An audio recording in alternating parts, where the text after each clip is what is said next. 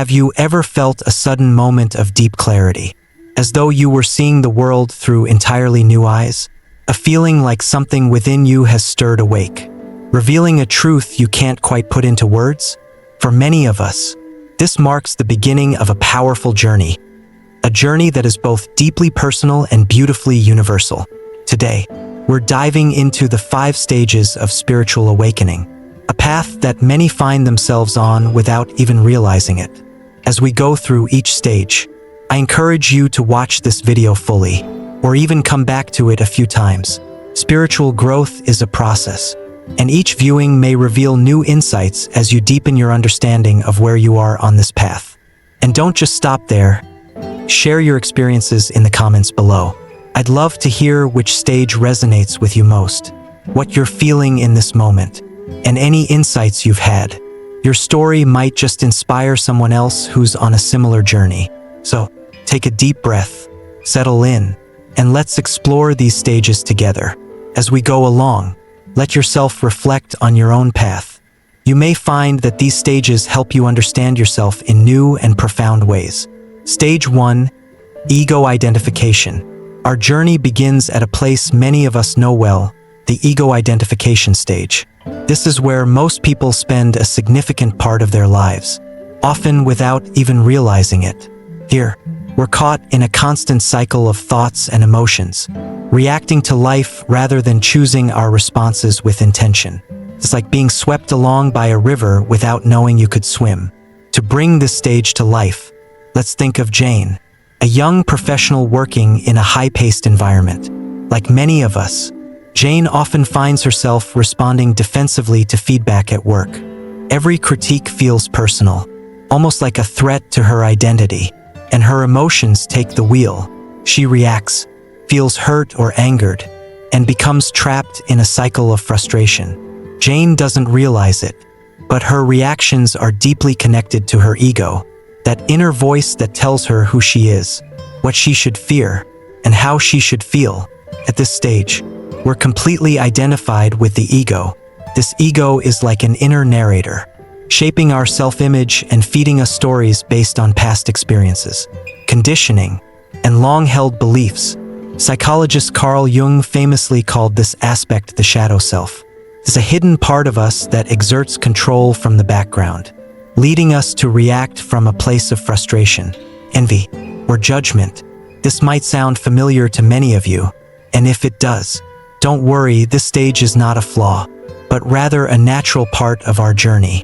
I actually remember a close friend of mine who spent years in this exact state. He was always so frustrated with the world around him.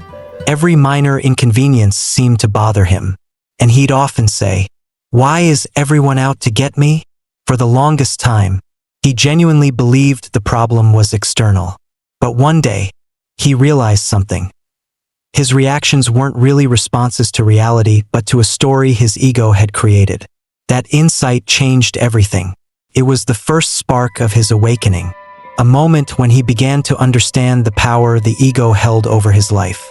And maybe you felt that spark too, an inkling that the way you see yourself, the way you react, is shaped by something deeper. If so, you're not alone. Many of us start here, in the grip of the ego.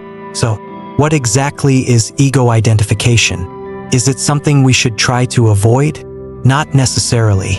This stage isn't negative. In fact, it's a crucial starting point, a foundation we build on as we grow. Ego identification is like the first chapter in the book of our self-awareness.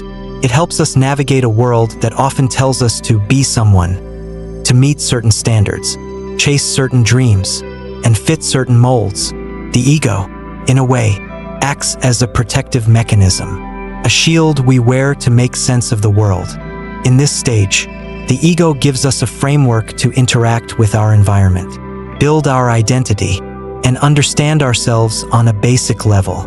But as we'll see, there's so much more waiting beyond this first step. Recognizing the ego is only the beginning. So, if this resonates with you, you may be at the start of an incredible journey. But the next stage is where things start to shift significantly. As we step beyond the boundaries of ego identification, we encounter a transformative phase known as ego death. Here, We begin to question everything we thought we knew about ourselves, and the journey deepens.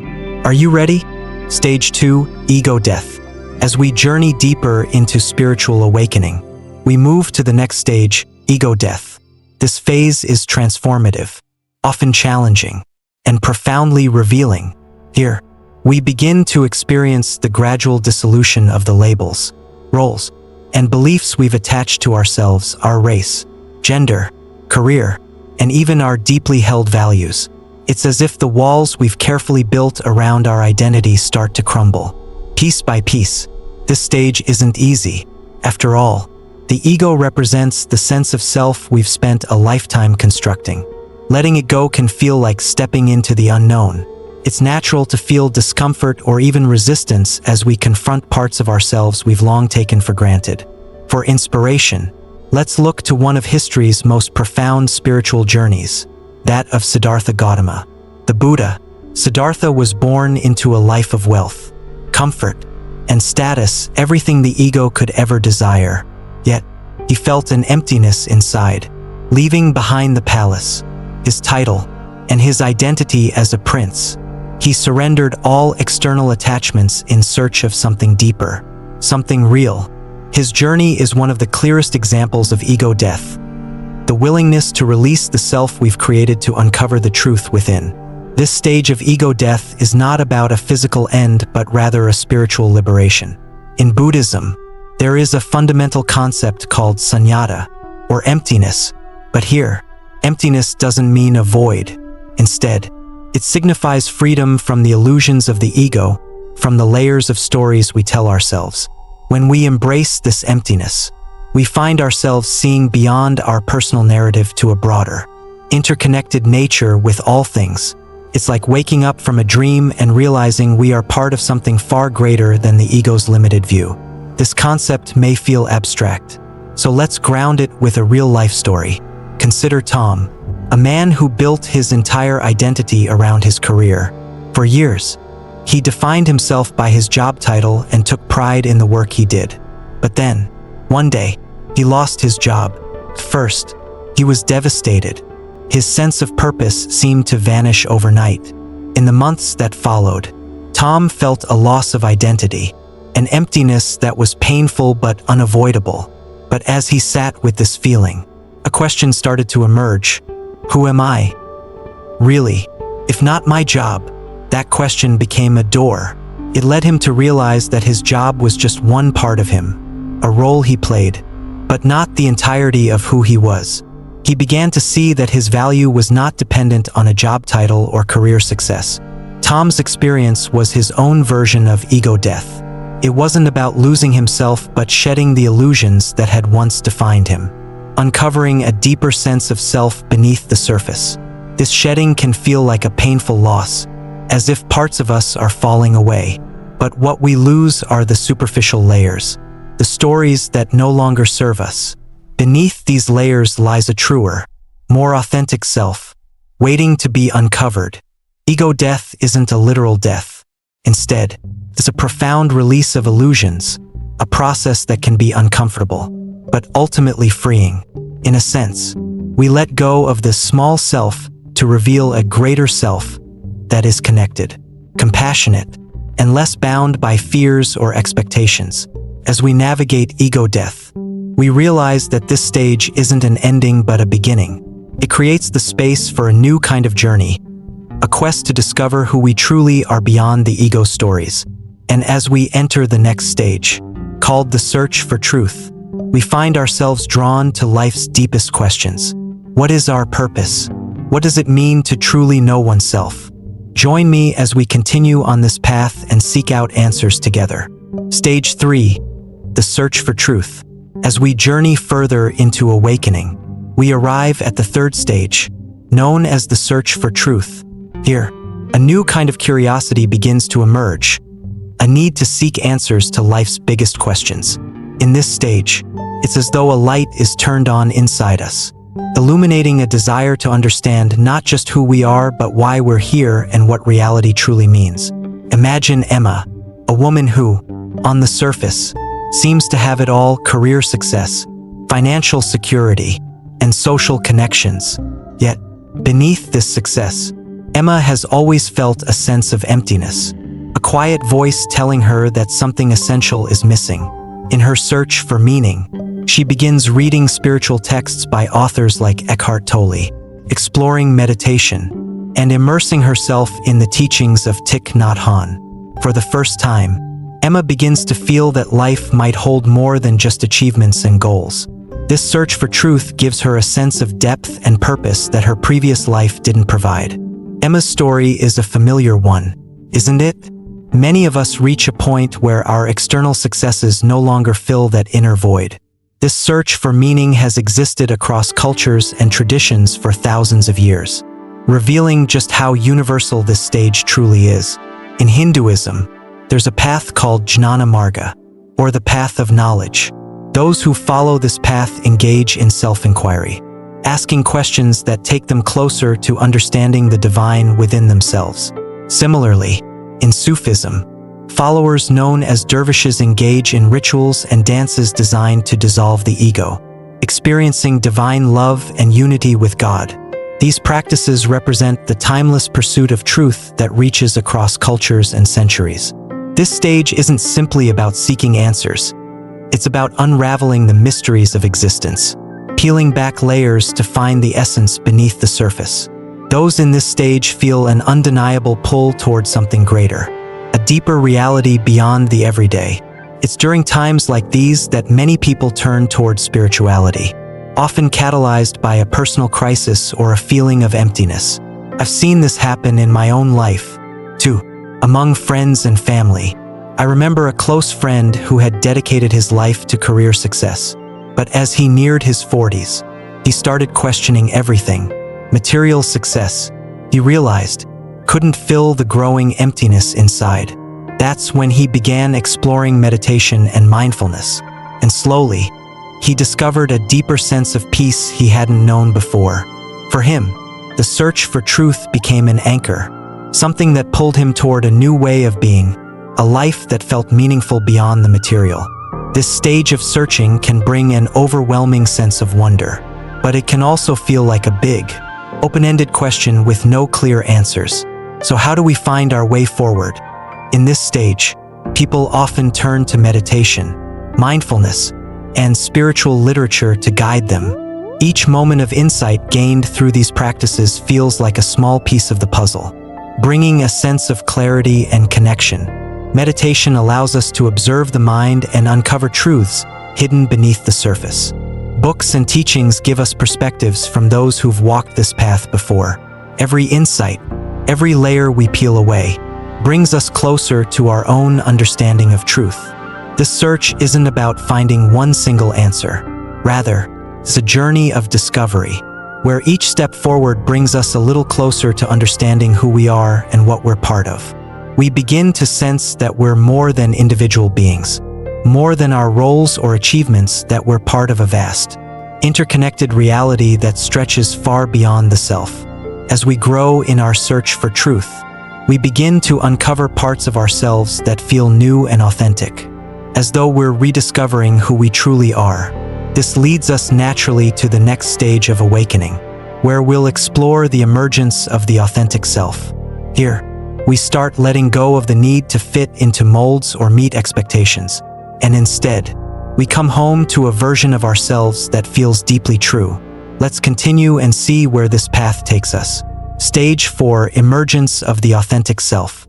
As we journey deeper into the stages of spiritual awakening, we come to a phase of remarkable transformation, the emergence of the authentic self. After exploring life's deeper questions, we start to see beyond the roles and expectations society has placed upon us. Here, we begin to shed these layers, discovering the unique voice and purpose that have been waiting within us all along.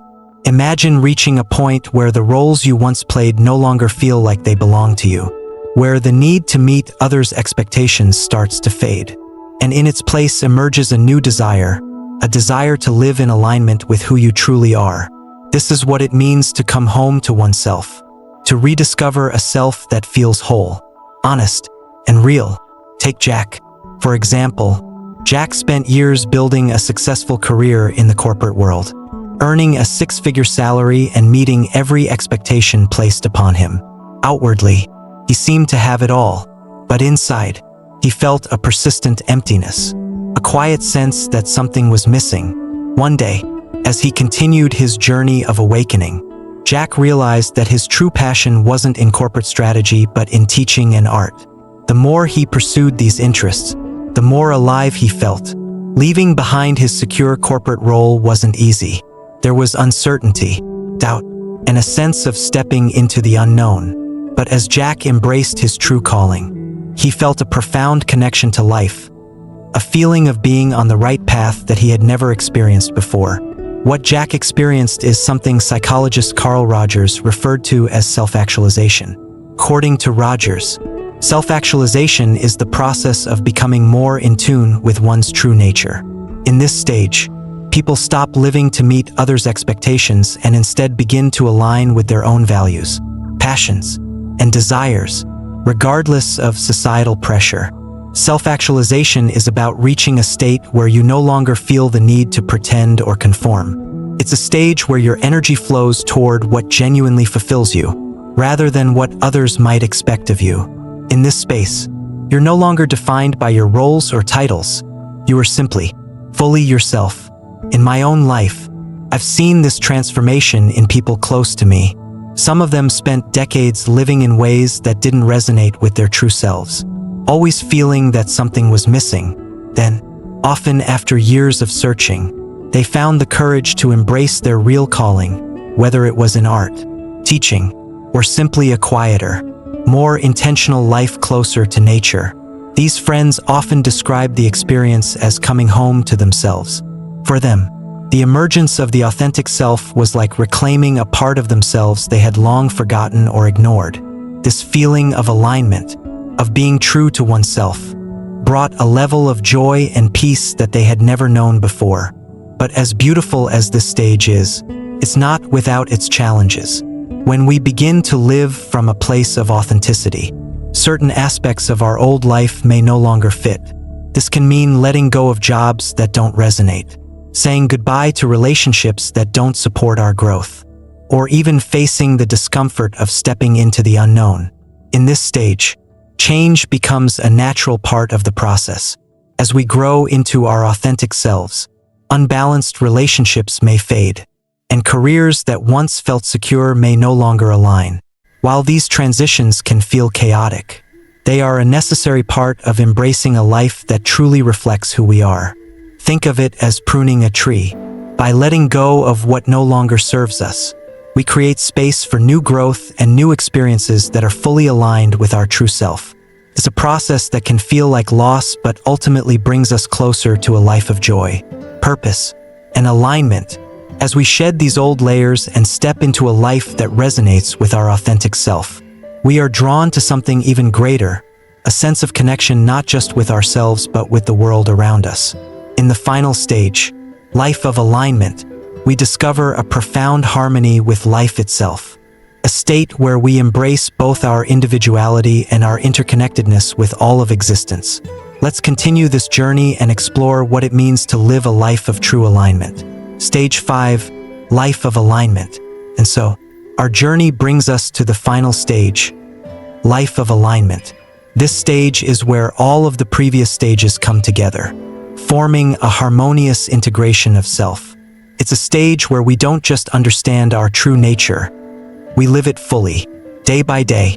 In this space, there is a profound sense of peace and acceptance, a gentle, compassionate embrace of our limitations, our imperfections, and the beauty of simply being. Imagine the feeling of being in complete harmony with life, no longer striving to be more or to prove something to the world, but simply living in alignment with who you truly are. At this stage, the need to control fades, and in its place grows a deep trust in the natural flow of life. Consider Sarah. For years, she searched for a sense of purpose, trying different careers, relationships, and places to live. Yet she always felt something was missing. But as she continued her journey of awakening, she realized that her true values lay in simplicity, connection, and caring for the earth. Today, Sarah lives a quiet life close to nature, dedicating herself to environmental causes. Her days are spent in joy and gratitude, connected to the present moment and to her purpose. For Sarah, alignment isn't about what she has or what others think of her. It's about living in a way that resonates deeply with her heart. Each day, she feels a sense of connection and fulfillment simply by living her values, grounded in gratitude and love for the world around her. This feeling of alignment isn't limited to ourselves. It expands beyond the self to a profound connection with all life. In Buddhism, there's a term coined by the great teacher Thich Nhat Hanh, interbeing. Interbeing describes the awareness that we are all deeply connected to one another and to everything around us. At this stage of life alignment, we no longer see ourselves as separate from others, nature, or even the inanimate world around us. Instead, we understand that we are one part of a greater whole. This awareness fosters a natural compassion toward all beings. We begin to feel that we are part of something larger, an interconnected web of life that includes the earth, the animals, and even the air we breathe. This connection becomes more than a concept, it becomes a felt reality. You might be wondering, does alignment mean we suddenly live without any challenges? That we reach a state of perfection? Not at all. Living in alignment isn't about becoming flawless. It's about embracing our imperfections with kindness, understanding that everyone, including ourselves, is on their own unique journey. In alignment, we stop striving for perfection and instead cultivate self-compassion. We understand that life, with all its highs and lows, is part of the journey. This acceptance brings us a profound sense of peace. And as we embrace our own imperfections, we naturally extend this compassion to others, accepting them for who they are, where they are on their path. Life of alignment teaches us that true peace comes not from control but from understanding and acceptance. In this final stage, we realize that life itself is a teacher, and every experience, every joy, every hardship has guided us closer to our true selves. Living a life of alignment means being present, aware, and grateful for each moment, recognizing the beauty in simply being. And this stage also brings us to a deeper responsibility, to care for the world, to nurture our relationships, and to honor the interconnectedness of all life. Alignment isn't just an individual state. It's a way of being that touches everything around us, radiating peace, compassion, and love. As we reach the end of this journey, take a moment to reflect on your own path. Which stage resonates with you most? Are you in the early stages of exploring your identity, searching for truth, or perhaps beginning to feel the emergence of your authentic self? Wherever you are, know that each stage is valuable and brings its own unique lessons. Thank you for joining me on this journey through the 5 stages of spiritual awakening. If you found meaning in this video, consider watching it again when you feel ready, as each viewing might reveal something new as you continue to grow. And please, share your experiences in the comments below. Let us know where you feel you are on this path, and what this journey has meant for you. Your story could be the inspiration someone else needs to find their way. Remember, awakening is not a destination but an ongoing journey, one that we all walk in our own way. May your path be filled with discovery, compassion, and peace. Until next time, continue to explore, to reflect, and to embrace the beauty of your own unique journey. As we come to the end of this exploration, let's take a moment to reflect on each stage we've journeyed through together. From ego identification, where we are deeply defined by the ego, we moved into ego death, where we began to peel away those layers and let go of the self we thought we knew. Then, with a spirit of curiosity, we entered the search for truth, a stage where we sought answers to life's deepest questions.